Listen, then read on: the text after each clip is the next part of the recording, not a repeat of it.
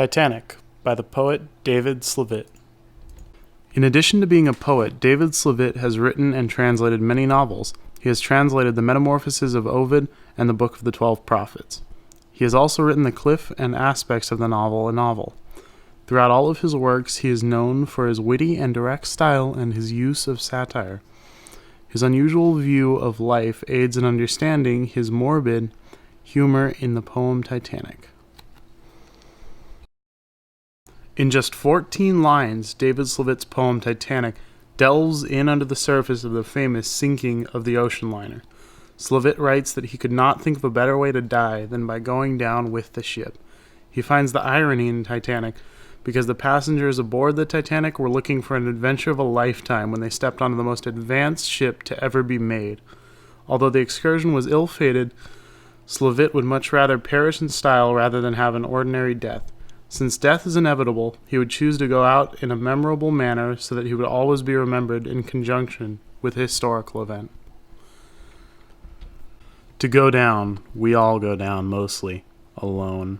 But with crowds of people, friends, servants, well fed with music, with lights, we all go. Only a few, first class.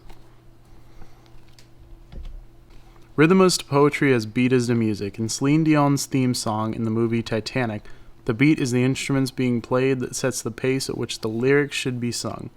Since there are no drums in poetry, the rhythm is set by stresses in the words and tell the reader the pace at which to read the poem.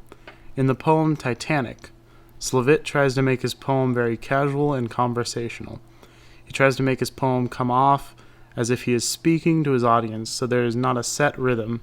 However, his use of punctuation throughout his poem sets the rhythm. To go down makes the audience hold on to the last word before continuing on, and his use of exclamation points brings excitement to the poem, even though it is written on such a sensitive topic. When Slavitt writes, it makes his reader stop and consider this juxtaposition of words. Slavitt took a very challenging pacing of his poem through the use of stressed and unstressed words and grammatical choices. Near or far, wherever you are the lyrics in Celine Dion's song, but Slavitt's poem does not use near rhyme, off rhyme, or approximate rhyme. Since Slavitt's intentions are to draw in the reader, the poem comes in a conversational manner. Because of the unexpected use of grammar and punctuation, gives the effect of a poem that is trying not to be a poem.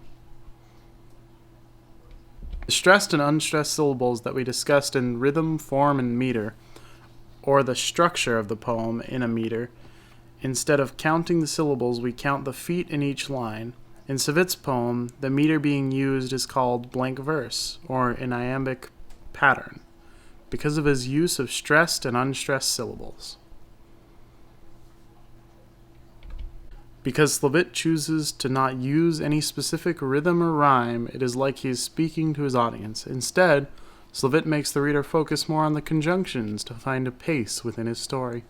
Before reading the poem, I thought that the poem would be somber and slow because it is about death. But instead, Slavitt creates excitement and interest because of his choice of words and grammar. The author's tone reveals his irreverent attitude to death.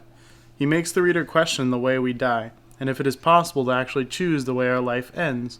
Would we choose to pass away in an anonymous manner, or if given the opportunity, to go out in a blaze of glory?